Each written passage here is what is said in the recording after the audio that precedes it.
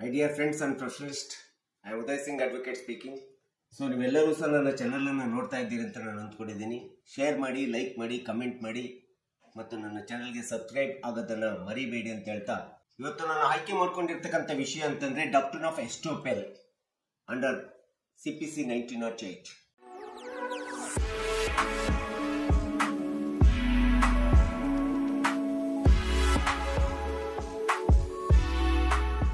ಎಸ್ಟೋಪೆಲ್ ಸಿದ್ಧಾಂತ ಅಥವಾ ತತ್ವ ಅಂತೇಳಿ ಹೇಳ್ತಾರೆ.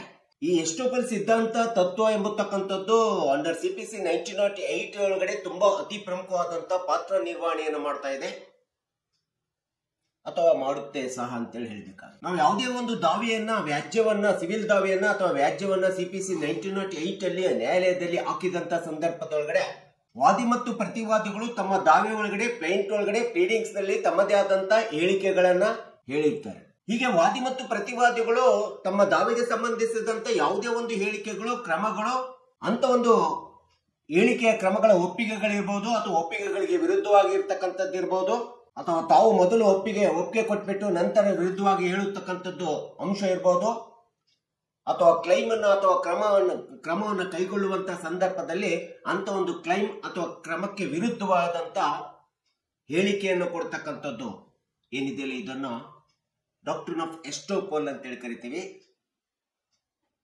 ಎಸ್ಟೋಪೆಲ್ ಸಿದ್ಧಾಂತ ಅಂತೇಳಿ ನಾವು ಹೇಳ್ಬೇಕಾಗುತ್ತೆ, ತತ್ವ ಅಂತೇಳಿ ನಾವು ಹೇಳ್ಬೇಕಾಗುತ್ತೆ. ಸೊ ಈ ರೀತಿ ನ್ಯಾಯಾಲಯದೊಳಗಡೆ ಸಿವಿಲ್ ದಾವೆ ಬಂದಂತ ಸಂದರ್ಭದಲ್ಲಿ ವಾದಿ ಮತ್ತು ಪ್ರತಿವಾದಿಗಳು ಇಬ್ಬರು ಸಹ ತಮ್ಮ ಆಸ್ತಿಗೆ ಸಂಬಂಧಿಸಿದ ಮತ್ತು ದಾವೆಗೆ ಸಂಬಂಧಿಸಿದ ಆಸ್ತಿಯ ಬಗ್ಗೆ ಇರ್ಬೋದು, ವಿಷಯಗಳ ಬಗ್ಗೆ ಇರ್ಬೋದು, ಅಥವಾ ತಮ್ಮದೇ ಆದಂತ ದಾವೆಗೆ ಸಂಬಂಧ ವಿಚಾರಗಳ ಬಗ್ಗೆ ಇರ್ಬೋದು. ಸೊ ಇಂಥ ಒಂದು ತಮ್ಮ ಆಸ್ತಿ ದಾವೆ ಒಳಗಡೆ ಯಾವಾಗ ತಮ್ಮ ಹಕ್ಕನ್ನ ಪ್ರತಿಪಾದನೆ ಮಾಡಬೇಕು, ಹೇಳಬೇಕಾಗಿತ್ತೋ, ಅಥವಾ ಆಸ್ತಿಯನ್ನ ಯಾವಾಗ ಒಂದು ದಾವೆಯಲ್ಲಿ ತರುವಂತ ಸಮರ್ಥನೆ ಇತ್ತು ಅಂತ ಒಂದು ಹೇಳುವಂತ ಸಮಯದಲ್ಲಿ ಹೇಳದೆ, ಸಮರ್ಥನೆ ಮಾಡಿಕೊಳ್ಳುವಂತ ಸಮಯದಲ್ಲಿ ಮಾಡಿಕೊಳ್ಳದೆ, ತಮ್ಮ ಹಕ್ಕನ್ನ ಹೇಳುವಂತ ಸಮಯದಲ್ಲಿ ಹೇಳದೆ ನಂತರದಲ್ಲಿ, ಅಂದರೆ ಅದನ್ನ ಕ್ಲೈಮ್ ಮಾಡ್ಲಿಕ್ಕೆ ಹೊರಟಂತ ಸಂದರ್ಭದಲ್ಲಿ ಆ ಒಂದು ಕ್ಲೈಮಿನ ವಿರುದ್ಧವಾಗಿ ಹೇಳಿಕೆಯನ್ನು ಕೊಡ್ತಾರಲ್ಲ, ಅದನ್ನ ನಾವು ಎಸ್ಟೋಪೆಲ್ ಅಂತೇಳಿ ನಾವು ಕರಿತೀವಿ. ಇದು CPC ಒಳಗಡೆ ತುಂಬಾ ಪಾತ್ರ ನಿರ್ವಹಣೆ ಮಾಡ್ತದೆ. ಯಾವ ಸಮಯದಲ್ಲಿ ಹೇಳಬೇಕೋ ಆ ಸಮಯದಲ್ಲಿ ಹೇಳೋದಿಲ್ಲ, ಯಾವ ಸಮಯದಲ್ಲಿ ಹೇಳಬೇಕಾಗಿರದೆ ಇರ್ತಕ್ಕಂಥ ಅಂಶ ಇರ್ತದೋ ನಂತರದಲ್ಲಿ ಹೇಳತಕ್ಕಂಥ ಏನಿದೆ, ಇದನ್ನು ಎಸ್ಟೋಪೆಲ್ ಸಿದ್ಧಾಂತ ಅಂತೇಳಿ ನಾವು ಹೇಳ್ತೀವಿ. ಇನ್ನು ಸರಳವಾಗಿ ನಾವು ಹೇಳ್ಬೇಕಂದ್ರೆ ಎಸ್ಟೋಪೆಲ್ ಅಂದ್ರೆ ಏನು ಅಂತೇಳಿ ಸಹಜವಾಗಿ ಈ ಪ್ರಶ್ನೆ ನಿರ್ಮಾಣ ಆಗ್ತದೆ. ಸರಳ ಅರ್ಥದಲ್ಲಿ ಅಂತಂದ್ರೆ ಯಾವುದೇ ಒಂದು ಸಿವಿಲ್ ದಾವೆ ಒಳಗಡೆ ಅದು ಆಸ್ತಿಗೆ ಸಂಬಂಧಪಟ್ಟಂತೆ ಇರ್ಬೋದು, ಇನ್ಯಾವುದೇ ವಿಚಾರಕ್ಕೆ ಸಂಬಂಧಪಟ್ಟಂತ ಸಂದರ್ಭದೊಳಗಡೆ ನೀವು ಈ ಮೊದಲೇ ಏಕೆ ಹೇಳಲಿಲ್ಲ ಎಂಬತಕ್ಕಂಥ ಪ್ರಶ್ನೆ ಏನಿದೆ, ಇದು ಎಸ್ಟೋಪೆಲ್ ಪ್ರಶ್ನೆ ಅಂತೇಳಿ ನಾವು ಹೇಳ್ತೀವಿ. ಅಥವಾ ಸತ್ಯಾಂಶವನ್ನ ಈ ಮೊದಲೇ ಯಾಕೆ ಹೇಳಲಿಲ್ಲ ಎಂಬತಕ್ಕಂಥದ್ದು ಸಹ ಎಸ್ಟೋಪೆಲ್ ಸಿದ್ಧಾಂತಕ್ಕೆ ಅನ್ವಯ ಆಗ್ತದೆ. ಈಗ ಯಾಕೆ ಹೇಳ್ತಾ ಇದ್ದೀರಿ, ಈಗ ಹೇಳುತ್ತಿರ್ತಕ್ಕಂಥದ್ದು ಸುಳ್ಳು ಎಂಬತಕ್ಕಂಥ ಅಂಶವನ್ನ ಡಾಕ್ಟ್ರಿನ್ ಆಫ್ ಎಸ್ಟೋಪೆಲ್ ಹೇಳ್ತದೆ. ಅಥವಾ ಈ ಮೊದಲೇ ನಿಮ್ಮ ಕ್ಲೈಮ್ ಅನ್ನ ಅಥವಾ ನಿಮ್ಮ ಹಕ್ಕನ್ನ ಏಕೆ ನಿರಾಕರಿಸಿದ್ದೀರಿ, ಅಥವಾ ಯಾಕೆ ಹೇಳಲಿಲ್ಲ ಅಥವಾ ಕೇಳಲಿಲ್ಲ ಎಂಬತಕ್ಕಂಥ ಪ್ರಶ್ನೆಗಳು ಏನು ಉದ್ಭವ ಆಗ್ತವಲ್ಲ, ಈ ಎಲ್ಲಾ ಪ್ರಶ್ನೆಗಳು ಡಾಕ್ಟ್ರಿನ್ ಆಫ್ ಎಸ್ಟೋಪೆಲ್ ನಲ್ಲಿ ಬರ್ತವೆ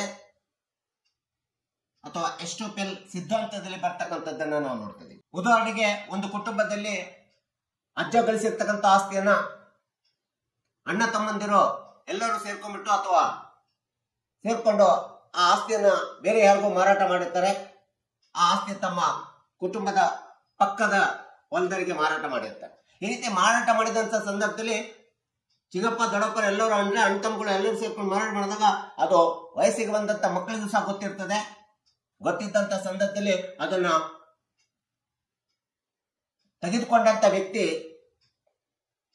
ನಮ್ಮ ಆಸ್ತಿ ಇವರಿಗೆ ಮಾರಾಟ ಆಗಿದೆ ಎಂಬತಕ್ಕಂಥದ್ದು ಹಕ್ಕುದಾರರಿಗೆ ಗೊತ್ತಿದ್ರು ಸಹ ಸುಮಾರು 20-30 ವರ್ಷಗಳ ನಂತರದಲ್ಲಿ, 40 ವರ್ಷಗಳ ನಂತರದಲ್ಲಿ ಇದು ನಮ್ಮ ಅಜ್ಜನ ಆಸ್ತಿ ಹಕ್ಕು, ಇದ್ರ ಮೇಲೆ ನಮ್ಗೆ ಹಕ್ಕಿದೆ ಅಂತೇಳಿ ಹೇಳತಕ್ಕಂಥದ್ದೇನಿದೆಯಲ್ಲ, ಇಟ್ ವಾಸ್ ಎನ್ ಎಸ್ಟೋಪೆಲ್ ಸಿದ್ಧಾಂತ ಅಂತೇಳಿ ಹೇಳ್ತೀವಿ. ಯಾಕಂತಂದ್ರೆ ಯಾವುದೇ ಆಸ್ತಿ ಮಾರಾಟ ಮಾಡಿದ ನಂತರ ಕಾಲಮಿತಿ ಕಾಯ್ದೆ ಪ್ರಕಾರ 3 ವರ್ಷದೊಳಗಡೆ ಅದನ್ನ ದಾವೆಯಲ್ಲಿ ಹೂಡಬೇಕಾಗುತ್ತೆ, ದಾವೆಯನ್ನು ತರಬೇಕಾಗುತ್ತೆ ಅಥವಾ ವ್ಯಾಜ್ಯವನ್ನು ಹೂಡಬೇಕಾಗುತ್ತೆ. ಆದರೆ ಆ ಸಂದರ್ಭವನ್ನು ಬಿಟ್ಟು ಸುಮಾರು 40 ವರ್ಷಗಳ ಕಾಲದ ನಂತರ ಇದು ನಮ್ಮ ಪೂರ್ವಜರ ಆಸ್ತಿ ಅಂತೇಳಿ ಏನು ಪ್ರಶ್ನೆ ಉದ್ಭವಿಸ್ತದಲ್ಲ, ಆ ಒಂದು ಪ್ರಶ್ನೆ ಏನಿದೆಯಲ್ಲ ಅದು ಎಸ್ಟೋಪೆಲ್ ಸಿದ್ಧಾಂತ ಅಂತೇಳಿ ನಾವು ಹೇಳ್ಬೇಕಾಗುತ್ತೆ. ಅಂದ್ರೆ ಈ ಮೊದಲೇ ಯಾಕೆ ಹೇಳಲಿಲ್ಲ? ಯಾಕಂದ್ರೆ ಕಣ್ಣು ಮುಂದೆ ಆಸ್ತಿ ನಮ್ಮದು ಮಾರಾಟ ಆಗಿದೆ ಅಂತೇಳಿ ಗೊತ್ತಿರ್ತದೆ, ಮಾರಾಟ ಆಗಿರುವಂತಹ ಮಾಹಿತಿ ಇರ್ತದೆ, ಮತ್ತು ಮಾರಾಟ ಮಾಡಿದ ಆಸ್ತಿ ತೆಗೆದುಕೊಂಡಂತವರು ತಮ್ಮ ಕಣ್ಣು ಮುಂದೆ ಅದನ್ನ ಅನುಭವಿಸ್ತಾ ಇರ್ತಾರೆ. ಇದೆಲ್ಲದನ್ನು ನೋಡ್ತಾ ಇದ್ದು ಸುಮ್ಮನೆ ಇದ್ದು ನಂತರದಲ್ಲಿ ಇದು ನಮ್ಮ ಪೂರ್ವಜರ ಆಸ್ತಿ ಅಂತೇಳಿ ಏನು ಪ್ರಶ್ನೆ ಉದ್ಭವಿಸ್ತಾರಲ್ಲ ನ್ಯಾಯಾಲಯದೊಳಗೆ ಕ್ಲೈಮಿನ ಸಂದರ್ಭದೊಳಗಡೆ, ಇದನ್ನು ನಾವು ಸಹಜವಾಗಿ ಎಸ್ಟೋಪಲ್ ಅಂತೇಳಿ ನಾವು ಕರೀತಾ ಇದ್ದೀವಿ. ಸೊ ಹಾಗಾದ್ರೆ ಇಂಥ ಒಂದು ಎಸ್ಟೋಪಲ್ ಸಿದ್ಧಾಂತಕ್ಕೆ ಇರ್ತಕ್ಕಂಥ ಪ್ರಮುಖ ಅಂಶಗಳು ಯಾವುವು, ಮೂಲ ಅಂಶಗಳು ಏನಂತೇಳಿ ಕಂಡು ಬಂದ್ರೆ, ಎಸ್ಟೋಪಲ್ ಈ ಮೊದಲು ಹೇಳದೇ ಇರತಕ್ಕಂಥದ್ದು ಒಂದು ಎಸ್ಟೋಪಲ್ ನ ಪ್ರಮುಖ ಅಂಶ ಆಗಿದೆ, ಅಥವಾ ಈ ಮೊದಲು ಒಪ್ಪಿಕೊಂಡಿರತಕ್ಕಂಥದ್ದು ಸಹ ಒಂದು ಎಸ್ಟೋಪಲ್ ನ ಎರಡನೇ ಒಂದು ಪ್ರಮುಖ ಅಂಶ ಆಗ್ತದೆ. ಪ್ರಸ್ತುತ ತೆಗೆದುಕೊಳ್ಳಲಿಕ್ಕೆ ಇರ್ತಕ್ಕಂಥ ಕ್ರಮ ಅಥವಾ ಕ್ಲೈಮ್ಗೆ ವಿರುದ್ಧವಾಗಿ ಇರ್ತಕ್ಕಂಥದ್ದು, ವಿರುದ್ಧವಾಗಿ ನಡೆದುಕೊಳ್ಳತಕ್ಕಂಥದ್ದು, ಹೇಳಿಕೆಯನ್ನು ಕೊಡ್ತಕ್ಕಂಥದ್ದು ಸಹ ಎಸ್ಟೋಪಲ್ ನ ಒಂದು ಅತಿ ಪ್ರಮುಖವಾದಂತಹ ಅಂಶ ಆಗ್ತಾ ಇದೆ. ಅಥವಾ ಇತರೆ ಪಕ್ಷಕಾರರಿಗೆ ನಷ್ಟ ಉಂಟು ಮಾಡತಕ್ಕಂಥದ್ದೇನಿದೆಯಲ್ಲ, ಇಂಥ ಒಂದು ನಷ್ಟ ಉಂಟು ಮಾಡತಕ್ಕಂಥ ಉದ್ದೇಶ, ಹೇಳಿಕೆ ಅಥವಾ ಪ್ರಶ್ನೆ ಉದ್ಭವಿಸತಕ್ಕಂಥದ್ದು ಸಹ ಎಸ್ಟೋಪಲ್ ನ ಅತಿ ಪ್ರಮುಖವಾದಂತಹ ಅಂಶ ಅಂತೇಳಿ ನಾವು ಹೇಳ್ಬೇಕಾಗುತ್ತೆ. ಸೊ ಇಂಥ ಒಂದು ಎಸ್ಟೋಪಲ್ ನಲ್ಲಿ ಇರ್ತಕ್ಕಂಥ ವಿಧಗಳೇನಂತೇಳಿ ಬಂದ್ರೆ, ಹಲವಾರು ವಿಧಗಳಿಂದ ಎಸ್ಟೋಪಲ್ ಸಿದ್ಧಾಂತ ನಿರ್ಮಾಣ ಆಗ್ತಾ ಹೋಗ್ತದೆ ಅಥವಾ ಉದ್ಭವಿಸ್ತಾ ಹೋಗ್ತದೆ. ಕೈಂಡ್ಸ್ ಆಫ್ ಎಸ್ಟೋಪಲ್ ಅಂತೇಳಿ ಬಂದಂತ ಸಂದರ್ಭದೊಳಗಡೆ ಎಸ್ಟೋಪಲ್ ಬೈ ಫಾಲ್ಸ್ ರೆಪ್ರೆಸೆಂಟೇಷನ್ ಅಂತ ಹೇಳ್ತೀವಿ, ಫಾಲ್ಸ್ ಸ್ಟೇಟ್ಮೆಂಟ್ಸ್ ಅಂತೇಳಿ ನಾವು ಹೇಳ್ತೀವಿ, ಅಥವಾ ಸುಳ್ಳು ಹೇಳಿಕೆಯನ್ನು ಕೊಡ್ತಕ್ಕಂಥದ್ದು ಎಸ್ಟೋಪಲ್ ನ ಒಂದು ವಿಧ ಅಥವಾ ಟೈಪ್ ಅಂತೇಳಿ ನಾವು ಹೇಳ್ಬೋದು. ಇನ್ನು ಎರಡನೇ ಒಂದು ವಿಧ ಅಂತಂದ್ರೆ, ಪ್ರಸ್ತುತ ಕ್ರಮಕ್ಕೆ, ಕ್ರಿಯೆಗೆ, ಕ್ಲೈಮ್ಗೆ ವಿರುದ್ಧವಾಗಿರ್ತಕ್ಕಂಥದ್ದು ಸಹ ಒಂದು ಎಸ್ಟೋಪಲ್ ನ ಎರಡನೇ ಒಂದು ಪ್ರಮುಖವಾದಂತ ವಿಧ ಅಂತೇಳಿ ನಾವು ಹೇಳ್ಬೇಕಾಗುತ್ತೆ, ಕೈಂಡ್ಸ್ ಅಂತೇಳಿ ನಾವು ಹೇಳ್ಬೇಕಾಗುತ್ತೆ. ಇನ್ನು ಎಸ್ಟೋಪಲ್ ನ ಮೂರನೇ ಒಂದು ವಿಧ ಅಂತಂದ್ರೆ, ಟೈಪ್ ಅಂತಂದ್ರೆ,